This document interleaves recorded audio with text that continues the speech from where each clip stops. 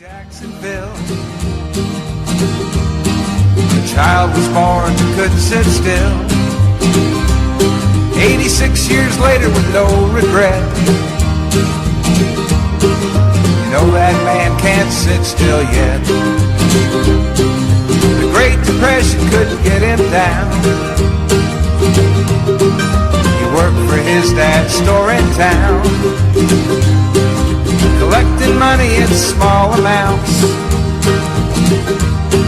poor whites and blacks in their furniture accounts. Stetson Kennedy wants us all to be free. Stetson Kennedy wants us all to be free.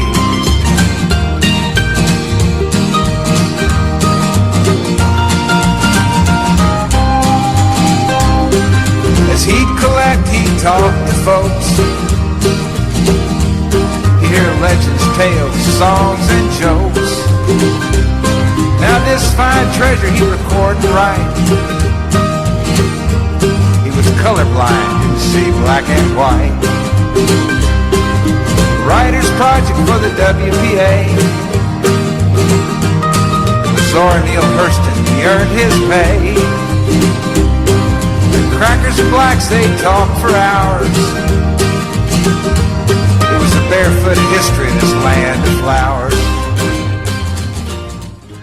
The Weekman was on the 1st of September 2018, beaming from WBRN Radio and on the Boston Red Network.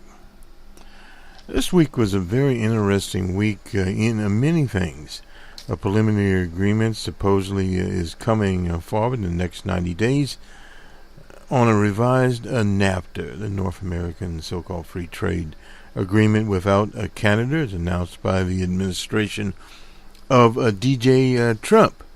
What will come of this, we don't know. The devil is always in the details on these historic agreements, period.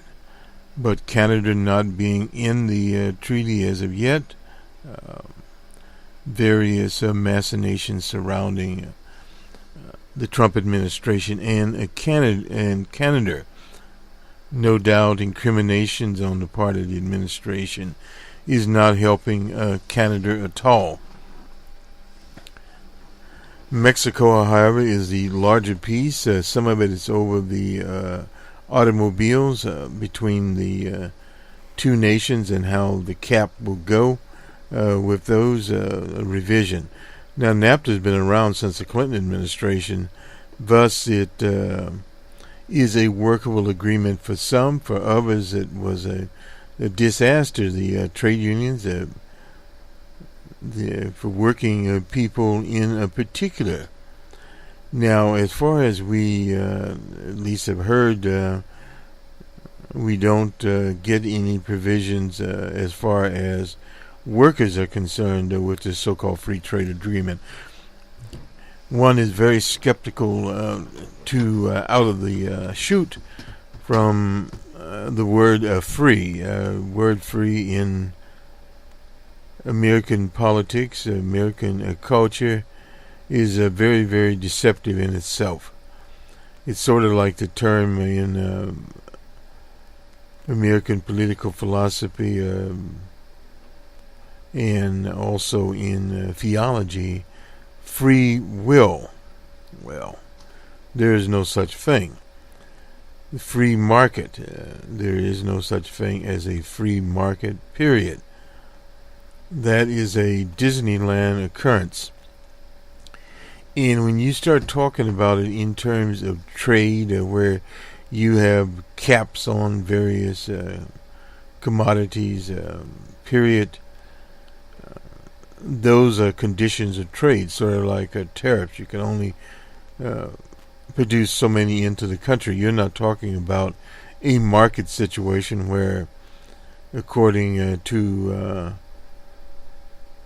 the basic tenets of economics, as espoused by many, you would let the market set the dynamic. In other words, if too many cars were coming in, they would not sell. Therefore, less cars are coming in. You see this dynamic playing out in the energy market, particularly in petrol or gasoline. Now that there is oversupply of it out there, is starting to affect the pricing mechanism. Or I should say undersupply. What basically has happened is, although in a few months, the Iranian part of the equation will disappear because of the economic violence perpetrated there by the Trump administration. They will not be selling petroleum here now, or in many of the other markets. Now, obviously, there will be some petrol flowing through pipelines, etc., that bordered or close to the Russian Federation. Much of that petrol product anyway is going nonetheless to Asia. And China in particular has scrambled to find other sources. Now also Venezuela, who is a victim also of economic violence by the U.S., is much of their production is offline.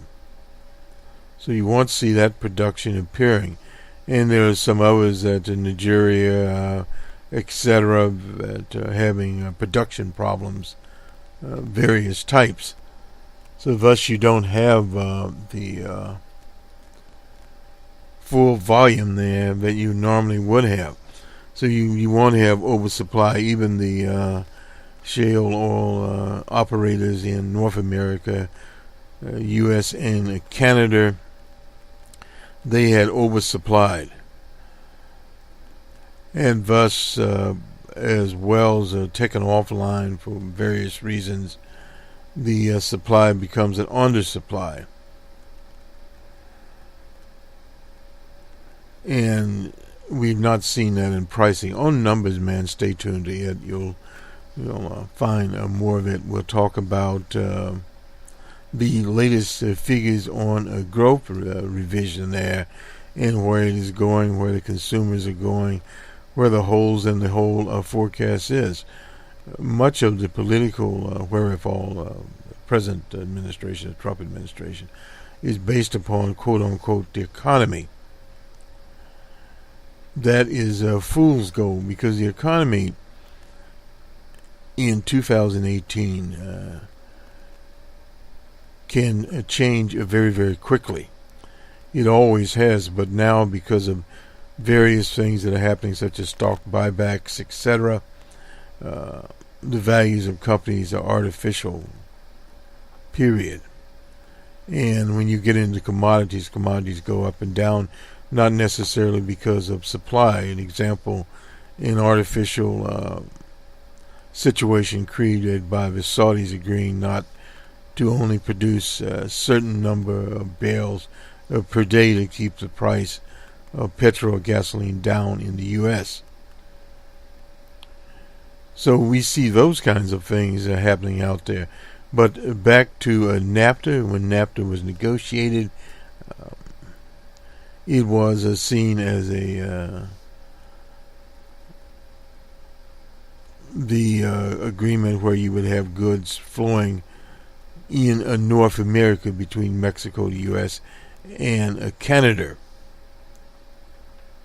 But now certain details coming out. Basically with Canada, it involves dairy products and some other things. Now, what the Trump administration did was notify the Congress, and the Congress has to pass on this. So again, this will take some time, and 90 days. It will probably not, will not be formalized until after the election, which is roughly today 60 days plus off in the November midterm election. So we won't see that. We had two other events that took the headlines. The funeral of John McCain, which is still going on. There will be more of the funeral in Washington today. the speakers, prominent speakers, Barack Obama and G.W. Bush, with the late Senator McCain. And we had the 9-hour extravaganza in Detroit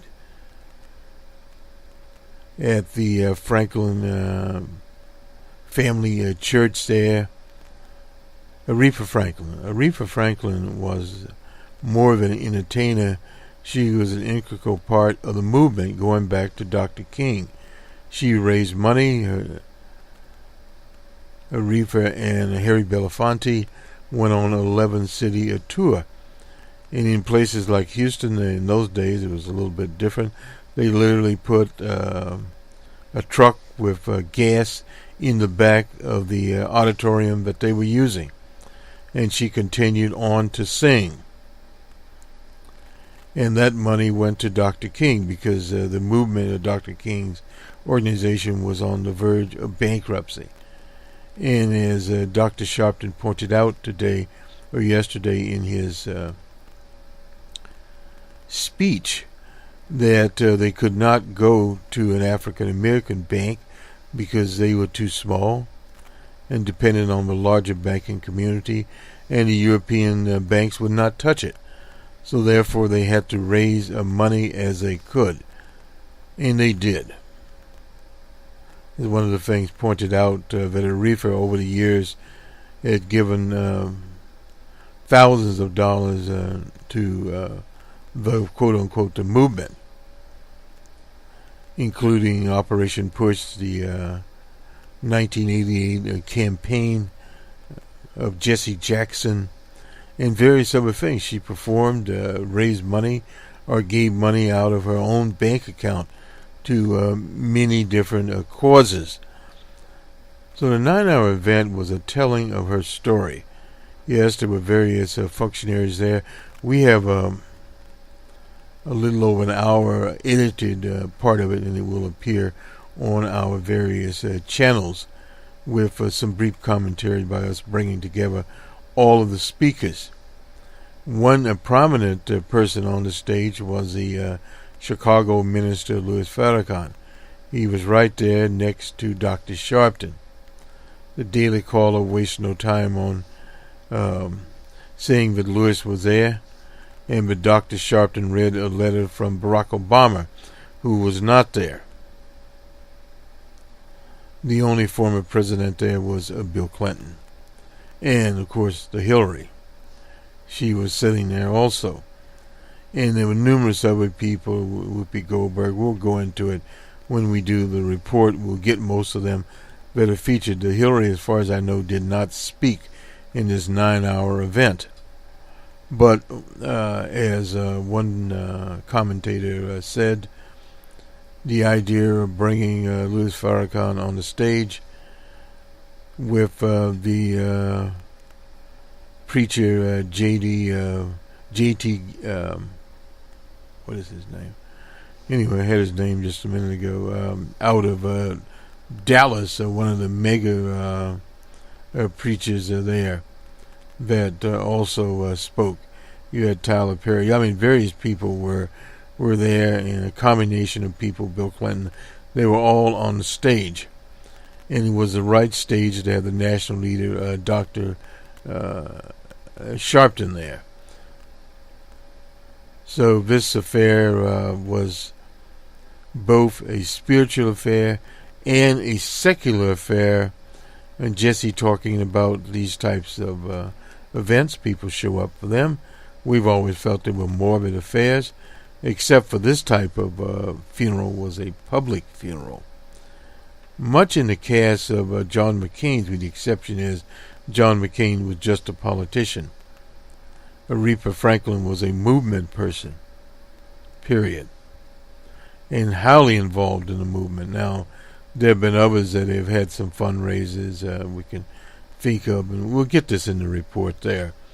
A note going here, we have some programming. Tomorrow we'll have our Labor Day programming, and watch our channels, whether it be iHeart, Stitcher, Spreaker, YouTube, etc. For some of these programs coming up. And on Monday, we'll have the Monday Morning Quarterback on the Boston Red side. And on the Numbers Man part of Boston Red Network, we'll have the Numbers Man report and an open source report. So we are busy as bees at honey making time. We'll start this off with a very interesting situation that happened down in Tallahassee, Florida. As many know, Mr. Andrew Gillum is the mayor there. He became the youngest member of their commission, I believe at 23 there in Tallahassee. And of course, he's the mayor.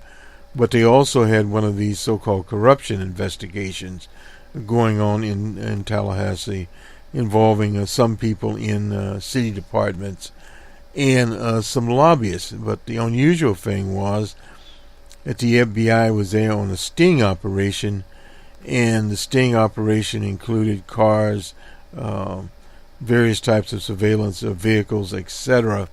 there, and we'll get into that in a minute. But firstly, there's literally a job interview here. This is from the Tallahassee Democrat. This job interview, oh boy, got to get back to it here. One of the things when you hit things. Dolan shared his FBI experience Dolan is the FBI agent that led the operation, and he's interviewing for a bar management job here. Let me just get this from his most recent case, but he supervised it as an agent, and now he's out of it. His role as a coordinator of a public corruption task force, doing a videotaped interview with the Florida Bar Search Committee for an executive director. The case is described, and he went in general details on the application, bearing plenty of similarities with the investigation there in Tallahassee. Dolan's name is across the top of one of two subpoenas delivered a month ago to the public records custodians for both the city and the CTR, that is one of their development agencies. In a recent interview with the Democrat, Dolan, 38, declined to obviously comment. But he'll begin the new job, well, I guess, as executive director of the Florida Bar. Oh, the Florida Bar. Okay, I guess this is the Florida Bar Association, hopefully. On the 17th of July. But during the April 17th interview at the Gary Robinson Law Office in Orlando with the search committee, okay, it is a bar, used a recent experience in his FBI to highlight his leadership skills.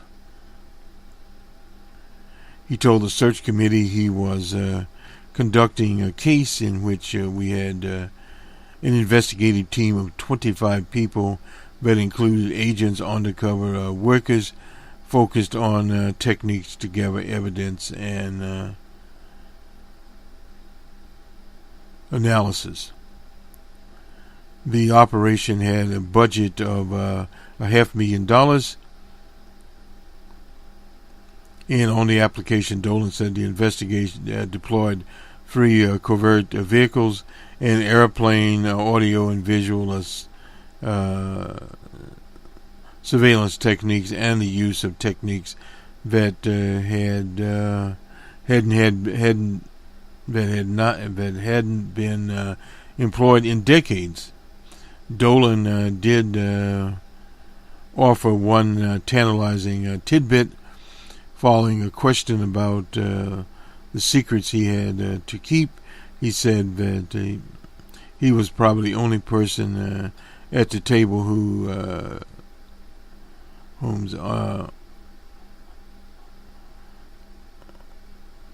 undergoing a vigorous FBI background check and maintain top secret clearance. One big thing I think is well suited is keeping confidence, not engaged in gossip and sharing information. But basically, that's what he was doing. He's grandstanding. Listen to a little bit of the interview here.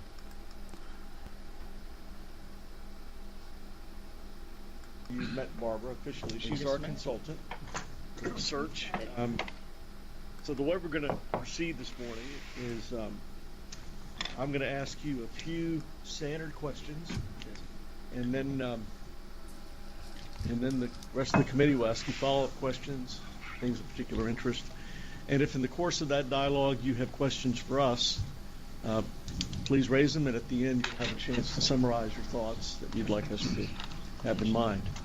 Thank you. So first, thank you for your interest in the position and for all your hard work in preparing your application, which I know is rather involved. What characteristics about you make you best suited for the position, and in particular, best suited to lead a 300-person staff with an organization having a budget in excess of $53 million?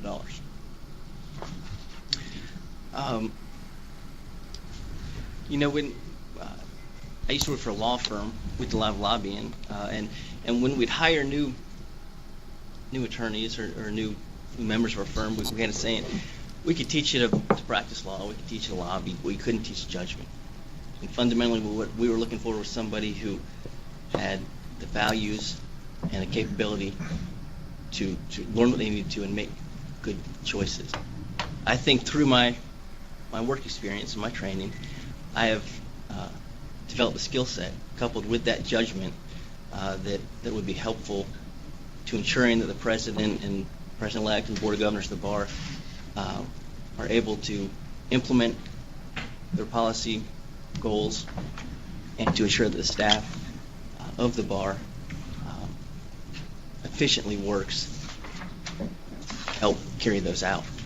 In particular, I think every job I've had has given me an opportunity to develop, and train, and learn skills. I've learned government relations. I've done some work in public relations, and some exposure to new and emerging technologies. But in particular, what I think I bring to the table is the ability to create strong interpersonal, use my strong interpersonal skills to create strong relationships that are the foundation for anything we do, whether it be interacting with the board, interacting with counterparts in other agencies such as the Office of State Courts Administrator or other bar associations.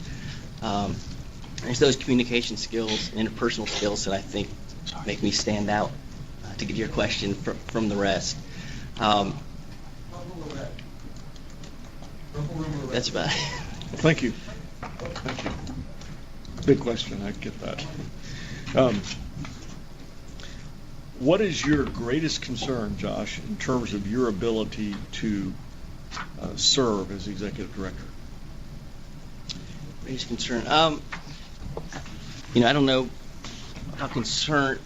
First of all, I guess I view the role as a director implementing policy goals and direction that the president-elect, and the board come up with. So I think to some degree, the person that becomes executive director needs to be able to have an understanding of what those are and implement that. In terms of management, I've had some management experience, never to that degree. I guess that would be something different. But I've had some experience in management in most jobs I've had. Currently, I'm an agent with the FBI, and it's given me an opportunity to expand my management or leadership skills in several ways. I am the coordinator for a task force that we set up to focus on public corruption. As such, I'm in charge of identifying other partner agency officials who want to come work on our task force. I'm responsible for convincing them it's in their best interest to do so. I'm responsible for putting together a budget, for coming up with long-term goals, for meeting those goals and justifying that to our management. Additionally, as a case agent on significant investigations, it has fallen on me to develop a team. Going back to your first question, if I may, one of the strength I think I bring is is I know what I know, and I know what I don't know, and I'm able to. I have a good eye for talent. I'm able to go out and develop a good team, and in every case I've done, it's a team environment. I've had, matter of fact, I'm including the case now, in which we have an investigative team of about 25 people that I've assembled. It includes agents, undercover employees, folks that focus on technology to help us gather evidence, analysts. We have $500,000 budget that we've had to justify and obtain the money. We've had to keep, obviously, a correct accounting of that, prepare for audits, have to undergo audits. And in doing this casework, I've had to manage teams and manage people who don't report directly to me. So what I've had to do is I've had to go out, recruit the people I thought were best situated to accomplish our goals, and convince them to put my case, above their other work. So again, I think that's part of the skills that can be translated to the executive director of the bar. About 5 minutes of the video. We'll put it on Facebook. This is from the Tallahassee Democrat, and the date on this is July the 26th, 2017. Excuse me. So over 1 year has passed here since the interview here, and let's see, he would begin his new job actually on the July 17th. The interview was on April 17th, 2017, so we'll assume he's there. So basically what will happen here, he had applied for executive director of the Florida Bar. His job application described team building, etc. And he concluded there with the comment. And the assumption here is in June of 2017 is when the subpoenas started arriving there at the City Hall. Now, as far as we know, this Josh Dolan character, assume he got the job.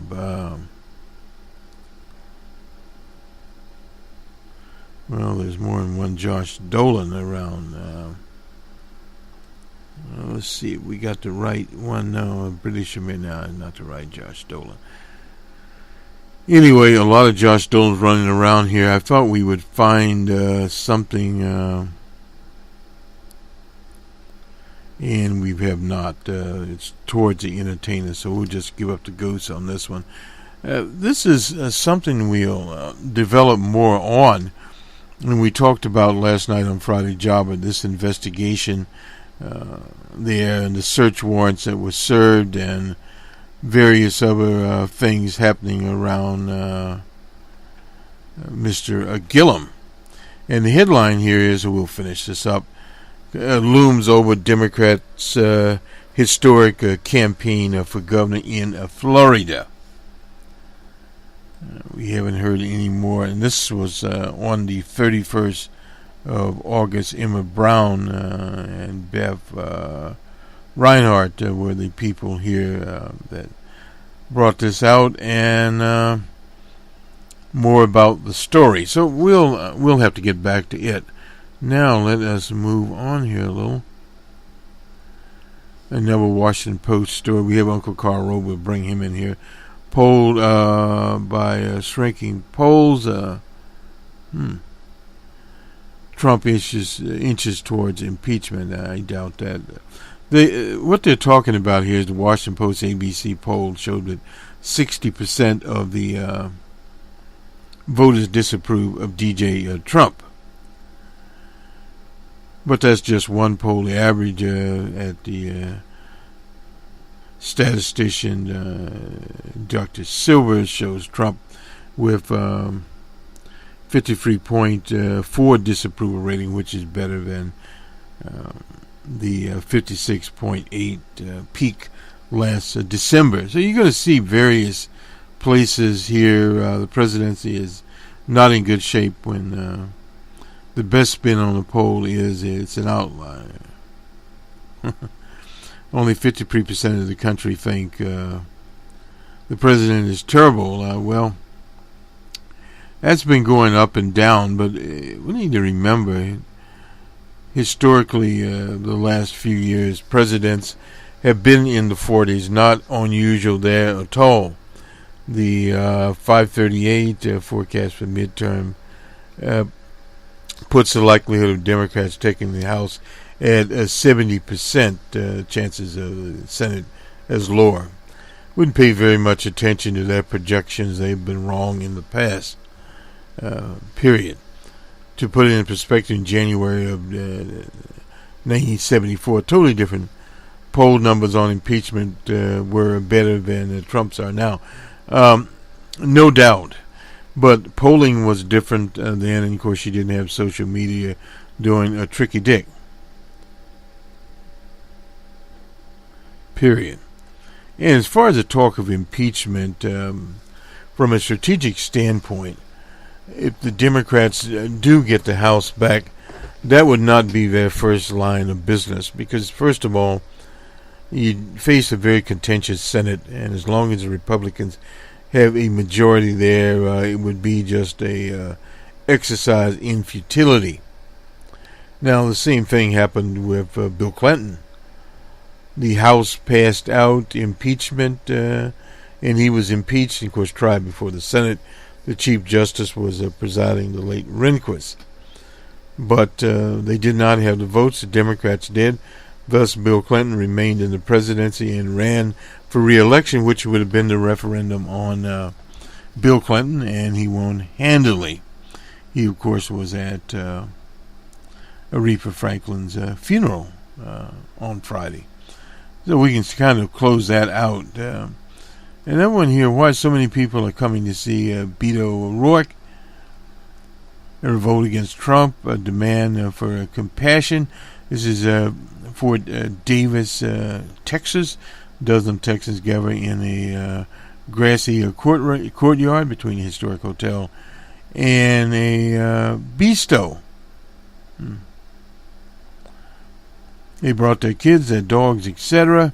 They are waiting for Beto O'Rourke, the Democratic congressman from El Paso, who is challenging Ted Line Cruz, and doing so by campaigning all of, you can imagine this is enormous, 254 counties, hitting many of them repeatedly. What started as for me, a campaign tactics now turned something of a phenomenon with Beto O'Rourke here in Fort Davis, located in the far west Texas county. 1,191 people voted for president in 2016. More than 300 showed up Sunday evening.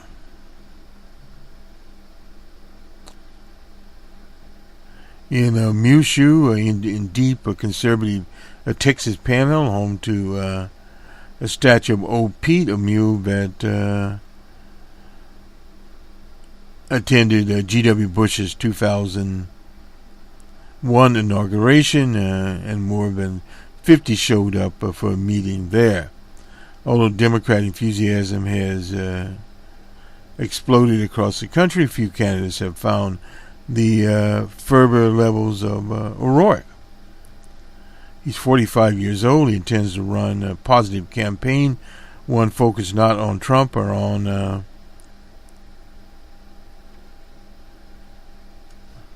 Ted Line Cruz, but on smoothing hot anger with promises of something different, even if it doesn't often say their names. His supporters know his candidacy is a direct critique of those Republicans, and here everyone seems to be more concerned about how wealthy they are than the well-being of their fellow human beings. That's from Jim Hines. He's 70 years old, a self-described rabid liberal and retired river guide who saw O'Rourke in Fort Davis.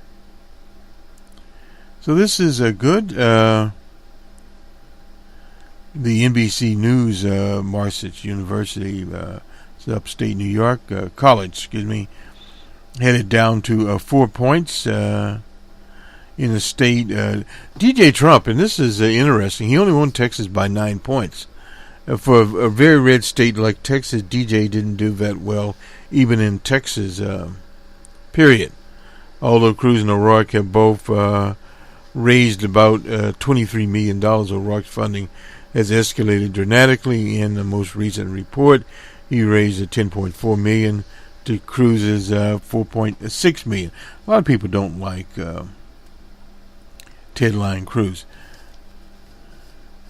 O'Rourke's crowds are usually dominated by European Texans, especially those in their 50s and 60s. But the audience tends to mirror the communities he's visiting.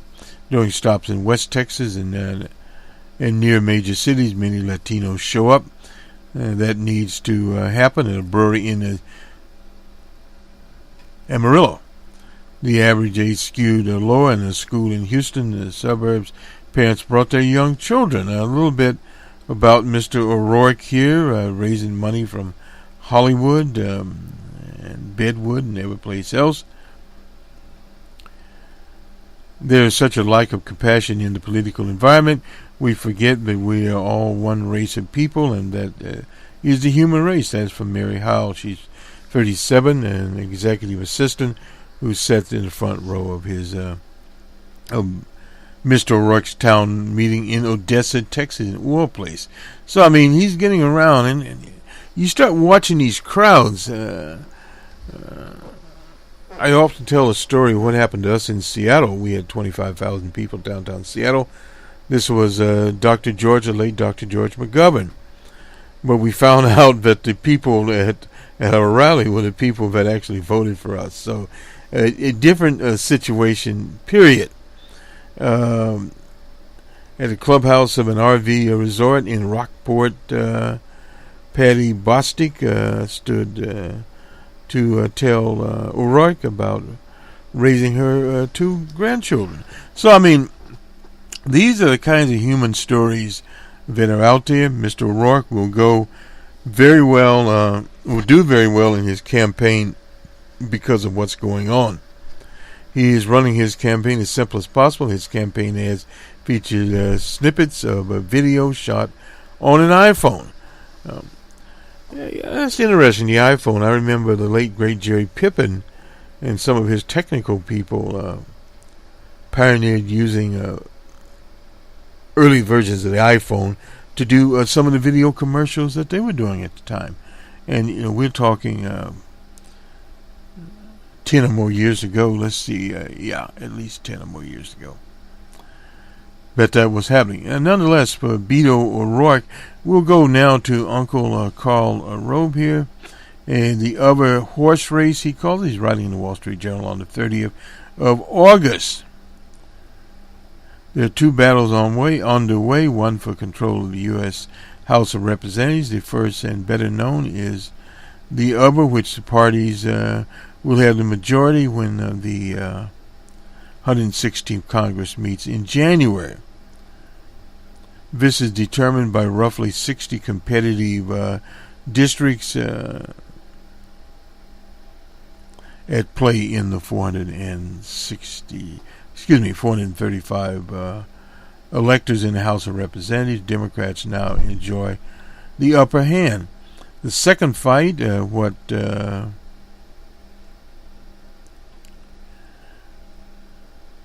what's critical but less discussed is over which party has the better chance of holding the House for decade after decade. Its states redraw their maps. Very, very important. The fight involves 6,600 counties, contest, for state legislatures, and this is where the infamous Koch brothers have been involved. This fall, another 6,318 races next year and in 2020, because most states senators serve 4 years. Many of these elected this November will cast votes on redistricting plans after the next census. Both parties want to hold the pin when the time comes to draw new congressional districts. Republicans held power in many of the states in 2011 and have picked up 721 state legislative seats and 23 chambers in 2 years following Barack Obama's 2008 victory. They were awarded handsomely for of it in subsequent redistricting. And this is the crux of the matter. Today, Republicans hold 67 of 99 chambers. Nebraska has a unicameral legislature and holds unified legislative control in 32 states, and in 4 states, Arizona, Colorado, Maine, and New York, control is split, with each party holding one chamber. Democrats have legislative majorities in both houses in only 14 states. Much of the GOP's sweeping access at the state level over the past decade has been due to efforts of the Republican State Leadership Committee, we didn't put the Koch brothers in here, to raise $50 million. No longer has the field to itself. The Democrats have a redistricting committee founded by Eric Holder.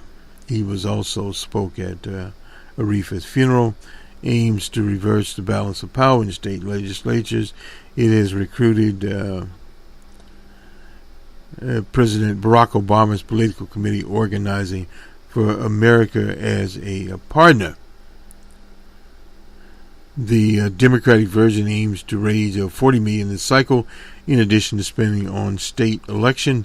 It promotes ballot initiatives to take redistricting power away from state legislatures and launch court challenges to overturn existing lines.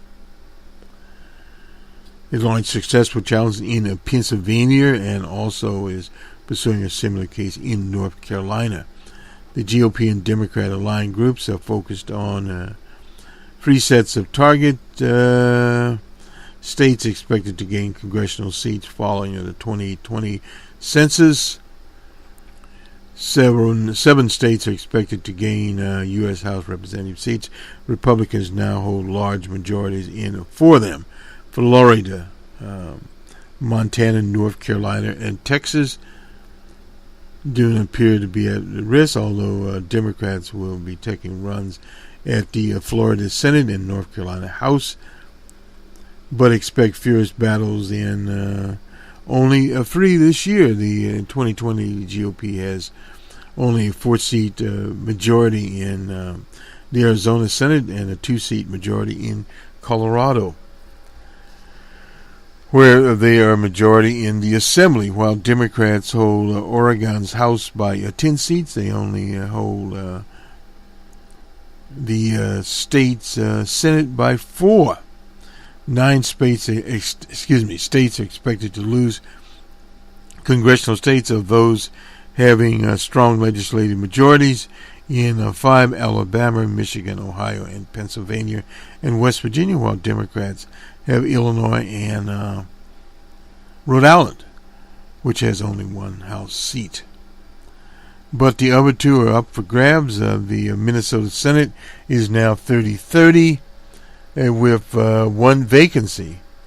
That's the lieutenant governor there.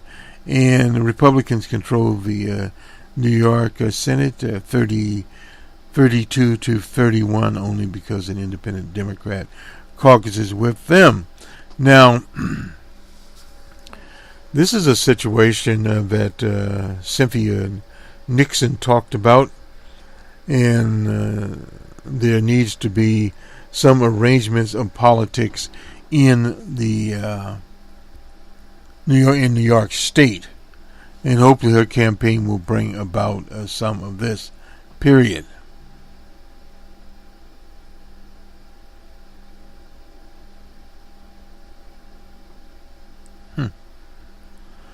This is interesting here. This is out of Los Angeles.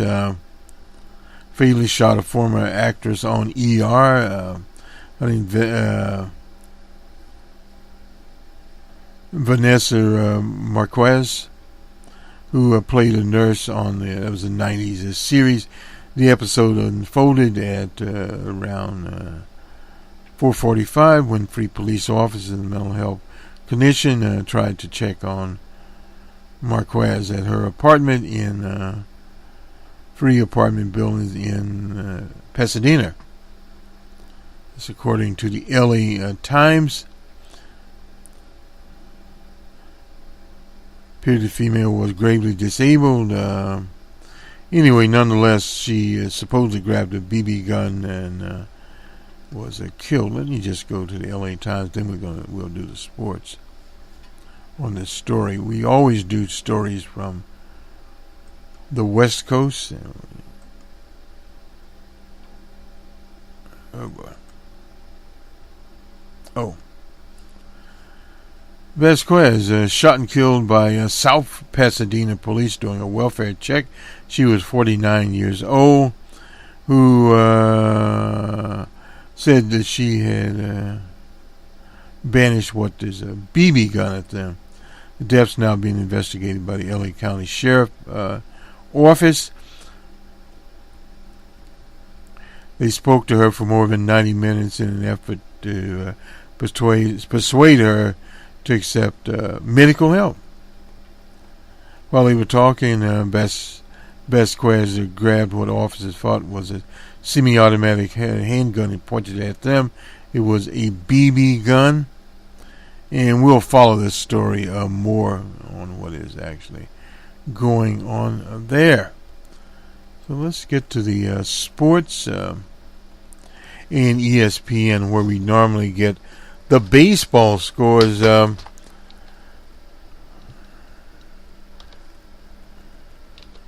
We are now at less than 30 games out, so we'll see where we are going with 30 games out here and what happened on Friday.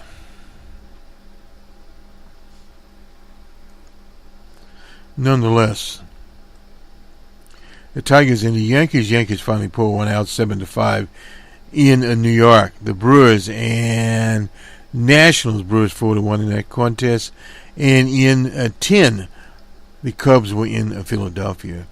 Phillies 2-1 over the Cubbies. The Rays in Cleveland, and they were shut out by Cleveland 3-0. The Blue Jays and Marlins in Florida. Blue Jays 6-5. Pirates and in Atlanta. Pirates beat Atlanta 3-2. Atlanta is in that lead with Philadelphia for the National League East. The Twins and Rangers in Texas. Twins 10-7. Red Sox and White Sox. White Sox did it again, 6-1 over the Red Sox. Second time here. The Angels and Astros in Houston, and the Angels shut out the Astros 3-0. Now, interesting about the Red Sox are up one more games than anyone else, and they still lead the Yankees. The Orioles and Royals in Kansas City 9-2. The Reds and Cardinals, a game we tuned in, it was all Cardinals. 12-5 was the score. Both had 14 hits. Cards had 14 hits, no errors. A line score here. And the Reds 14 hits and 1 error. Very close game, but it was exploded. The Cardinals exploded. And we don't have the rest of it here, but I think it was in the 6th. The Mariners and Athletics in Oakland, Oakland 7-5. The D-backs and Dodgers in Los Angeles. The Dodgers pulled us out 3-2. Mr. Flora was the winner. Mr. Cranky was a loser. And Kenley Jensen finally got a save, so he's back. Jansen, sorry about that. Anyway, the Rockies and Padres down in San Diego. And the Rockies were shut out. Padres 7-0. And finally, the Mets and Giants. It was all Giants. And they shut out the Mets 7-0. Didn't matter very much. The Giants and Mets in the National League West, the Giants are almost dead last. I think the Padres after them, and the Mets are down there also. So this does it for the Major League Baseball. And we'll do it also for the week that was. We will return on the Boston Red Network. He has a Boston Red on the Monday morning quarterback. That'll be on Monday morning. Nonetheless, have a weekend, a holiday weekend. The American Labor Day, so it's a 3-day weekend. Saturday and Sunday, and Monday off.